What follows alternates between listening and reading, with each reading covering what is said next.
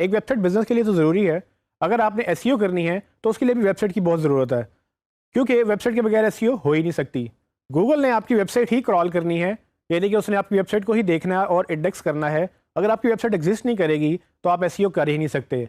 तो इसका मतलब ये हुआ कि अगर आपने गूगल में रैंक करना है या गूगल आप चाहते हैं कि लोग आपको गूगल से ढूंढ लें, तो आपको वेबसाइट तो बनानी ही है। लेकिन वेबसाइट में होता क्या है और ये किस तरह से चलती है, इस वीडियो में हम यही बात करेंगे। तो वेबसाइट में दो मेन चीज़ें होती हैं। एक तो डोमेन, जो आपका नाम होता है, ये वो डोमेन जो आप यूआरएल में लिखते हैं। और फिर एक होस्टिंग, जहाँ पर ये सारी वेबसाइट का डेटा पड़ा हुआ होता है।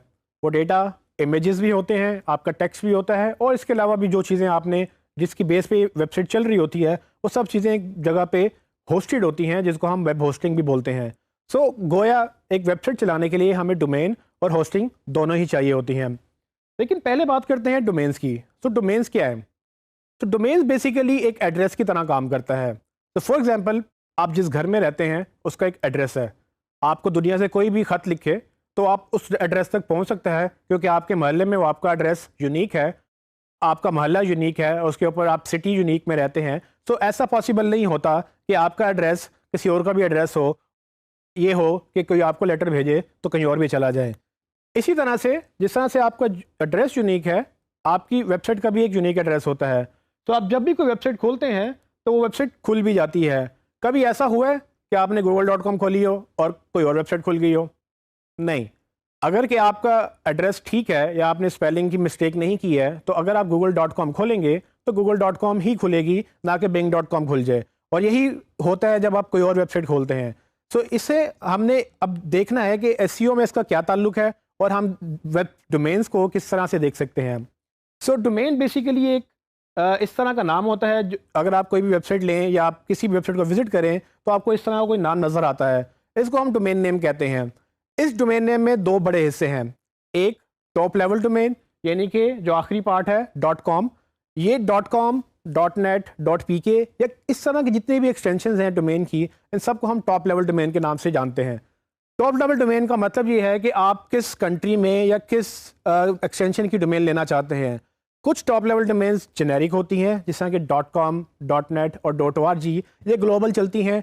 ज़्यादातर एनजीओज जो हैं वो .org लेना पसंद करती हैं। ज़्यादातर इंटरनेट की कंपनियां .net लेना पसंद करती हैं। लेकिन अगर आप .com भी लें तो अभी कोई मसला नहीं है, क्योंकि .com सबसे ज़्यादा चलने वाली डोमेन है।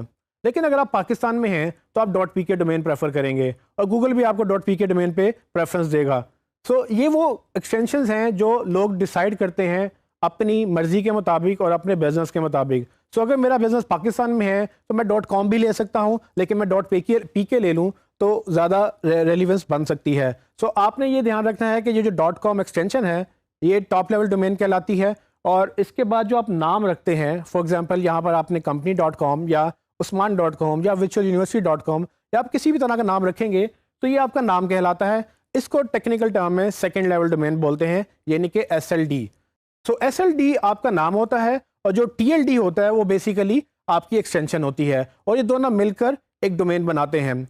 लेकिन एसईओ के लिए हमें पूरा यूआरएल का स्ट्रक्चर समझना बहुत ज़रूरी है, और वो मैं आपको अभी समझा देता हूँ, क्योंकि इसके बगैर हमारी एसईओ भी थोड़ी सी डिपेंडेंट है इसके ऊपर, और हम एसईओ अच्छी नहीं कर सकेंगे अगर हम ये समझेंगे नहीं।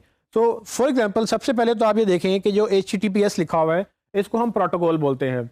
ये इंटरनेट का प्रोटोकॉल है, और प्रोटोकॉल से मुराद वो तमाम कवानीन, वो तमाम रूल्स एंड रेगुलेशन जिसके तहत पूरा इंटरनेट चलता है। ये प्रोटोकॉल ब्रेक नहीं हो सकते। तो HTTP या HTTPS, आपने जब भी वेबसाइट खोली होगी तो आपको ये प्रोटोकॉल ही नज़र आएगा, क्योंकि पूरा इंटरनेट इसी प्रोटोकॉल के तहत चलता है। सो ये HTTPS का मतलब ये है कि ये सिक्योर प्रोटोकॉल है, और HTTP का मतलब है कि वो अनसिक्योर है, यानी कि उस पर इंफॉर्मेशन सारी पब्लिक होती है। तो इसी तरह से जब आप क्रेडिट कार्ड की इंफॉर्मेशन कहीं लिखते हैं तो वहाँ पर ज़्यादातर आपको HTTPS मिलता है। उसके बाद आपका कंपनी नेम और मतलब आपका सेकंड लेवल डोमेन और टॉप लेवल डोमेन, जो कि डोमेन नेम कहलाती है, मिलकर वो होता है।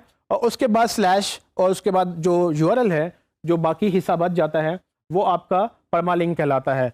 और ये पूरा का पूरा जो स्ट्रक्चर है इसको हम एक यूआरएल बोलते हैं, जो कि unique resource locator. Unique resource locator का मतलब ये है कि आपकी जितनी भी फाइलें वेब होस्टिंग पे होस्टेड हैं उन सब का एक एड्रेस है। सो आप जो भी फाइल अपलोड करेंगे वो आपकी डोमेन के अंदर, आपकी अगर फाइल इमेज है तो .jpg की फाइल, अगर आपका पेज है तो आगे परमालिंक उसका पेज का यूआरएल, सो इस तरह से चेंज होता चला जाएगा, लेकिन हर चीज़ का इंटरनेट के ऊपर एक एड्रेस लाजमी है, क्योंकि हर चीज़ कहीं ना कहीं से पिक होगी, और अगर एड्रेस नहीं पता होगा ब्राउज़र को तो वो उसको डाउनलोड नहीं कर सकेगा। तो ये था URL। अब URL के बाद हम बात करेंगे होस्टिंग की, जिसमें होस्टिंग की मिसाल आप इस तरह से ले सकते हैं कि जिस तरह से आपके कंप्यूटर की हार्ड ड्राइव है, उसी तरह से आपकी वेब होस्टिंग भी होती है।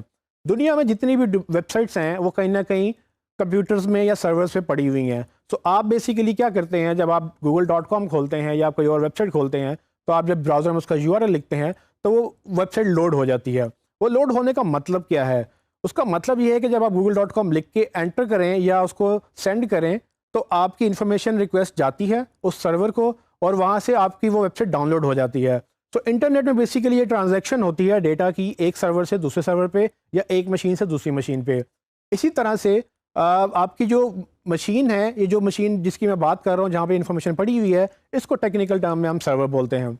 ओके, तो फॉर एग्जांपल जब कोई यूज़र कोई वेबसाइट विजिट करता है, तो वो एक नेटवर्क के थ्रू एक सर्वर तक जाती है, और वहाँ से वो इन्फॉर्मेशन पिक होती है और वो आपको वापस इन्फॉर्मेशन आपके कंप्यूटर पे लोड कर देता है। सो ये सर्वर जो बेसिकली एग्जिस्ट करता है, इसको ही हम वेब होस्टिंग बोलते हैं। सो जब आप कोई डोमेन लिखेंगे तो बेसिकली वो रिक्वेस्ट डोमेन नेम सर्वर को जाएगी जहाँ से वो डोमेन रजिस्टर हुई है, और वो आपको आगे वो पॉइंट कर देगा उस होस्टिंग पे जहाँ पर आपकी फाइलें पड़ी हैं। सो गोया जब आप कोई वेबसाइट विजिट करेंगे तो उसी सर्वर से इंफॉर्मेशन लोड होगी जिस सर्वर पे वो पॉइंट हुई हुई है, उसके अलावा कहीं और से लोड नहीं होगी। सो इसी तरह से डोमेन और होस्टिंग मिलकर वेबसाइट चलाती हैं, और डोमेन आपका यूनिक होता है। वो दुनिया में अगर आपने एक डोमेन ले लिया तो वो दुनिया में कोई और नहीं ले सकता, तो वो आपका ही रहता है जब तक आप उसके पैसे देते रहें। उसके बाद जो होस्टिंग आप लेते हैं वो आप बड़ी या छोटी कर सकते हैं बेस्ड ऑन आपकी रिक्वायरमेंट क्या है। हम इसकी मज़ीद बात करेंगे कि SEO से रिलेटेड हमें ये चीज़ें क्यों समझनी है, आगे हम उसको देखेंगे।